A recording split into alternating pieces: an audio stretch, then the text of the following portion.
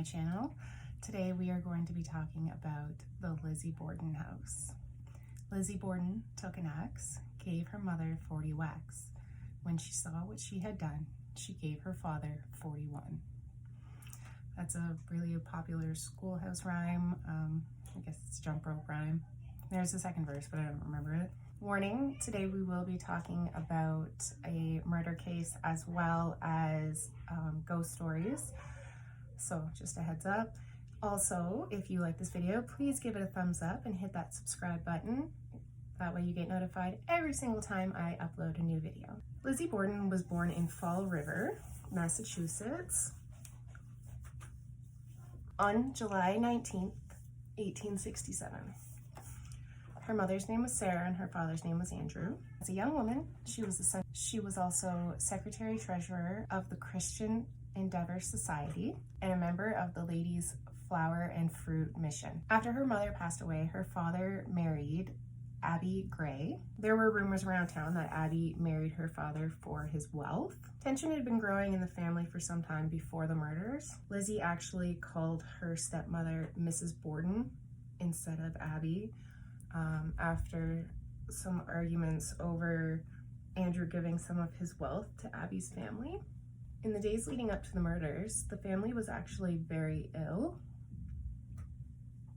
It was supposedly from the mutton stew that they were eating, but Abby feared that they had all actually been poisoned because I guess Andrew was not very popular among their community. Not sure why that is. On August 4th, 1892, Andrew left for his morning walk that he took into town. Abby went upstairs to change the guest room bedding because their Uncle John Morse had been staying with the family. He went to go visit a friend. Lizzie's sister was out of town. Abby was in the house, and so was their live-in maid, and her name was Maggie, or that's what everybody called her. Abby was facing the doorway when someone entered and struck her with an axe 18 times. Andrew returned from his walk, but he actually couldn't get in the house for some reason. So Maggie Sullivan had to come and let them in. Now Maggie was 25 when she was working for the Bordens. She also had been sick along with the rest of the family in the week leading up to the murders. She said that she had heard Lizzie laughing upstairs when Mr. Borden couldn't get into the house.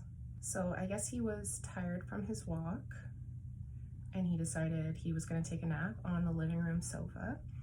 Lizzie supposedly went out into the barn, and there are people who say they saw her going into the barn or coming out.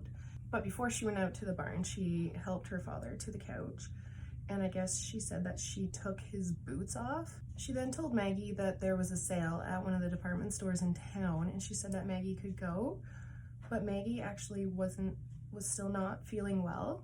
So she went upstairs to her third floor room where she was cleaning the windows, and she laid down to take a nap. Around 11:10, she heard Lizzie scream out from downstairs, "Maggie, come quick, father's dead. Somebody came in and killed him." Andrew had been struck by an axe 10 or 11 times. The family doctor actually lived across the street, and he came over to pronounce both dead. Detectives announced the time of death around 11 o'clock. So I guess Lizzie's stories kept changing when she was talking to the detectives, but she had been given morphine in order to calm her nerves, and she says that's why her story kept changing. She was required at an inquest hearing on August 8th. She was arrested on August the 11th, and her grand jury evidence hearing began on November 7th. She was then indicted on December the 2nd. Her trial began June 5th. So here's something that I didn't know happened, and when I talked to other people, they didn't know what happened either.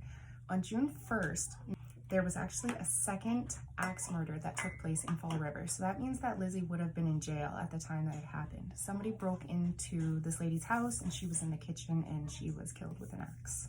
So Lizzie's trial actually was about 15 days long, and the jury deliberated for about an hour and a half.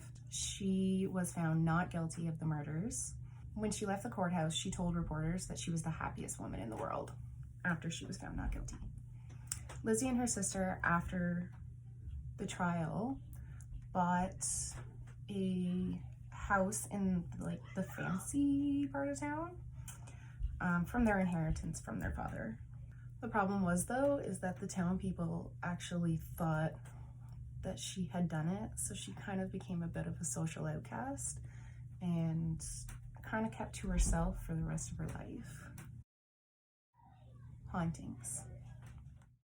So at the house where the murders actually took place, there are reports of haunted activity. And one of the stories that I read was that sometimes the fire alarm goes off at 3 a.m., which, I mean, most people refer to that as the witching hour. Andrew was a penny pincher, so I guess he was really cheap, and that's the way he kept his money. Can't blame him. And I guess there, in his old room, there's a bureau in there, and sometimes people leave change on the bureau for Andrew, and if someone touches that money, they reportedly get scratched.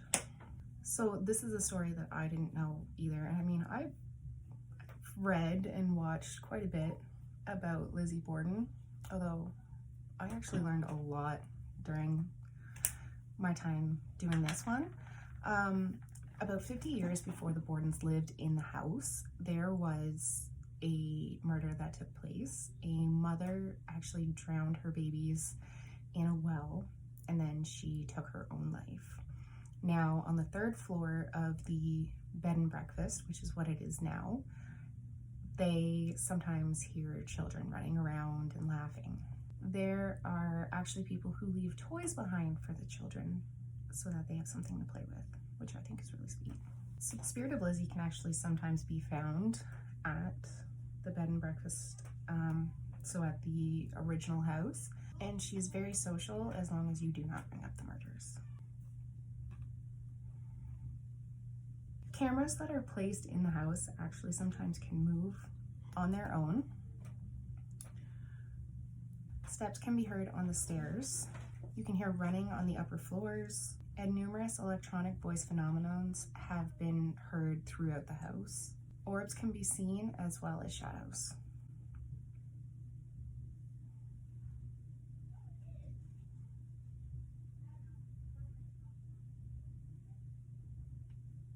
So, like I said earlier, the house has actually been turned into a bed and breakfast where they have taken special care into making the house look the way that it did back when this occurred.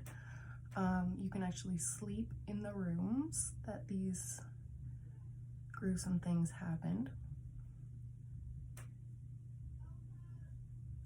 Lots of ghost hunting has been done in this home.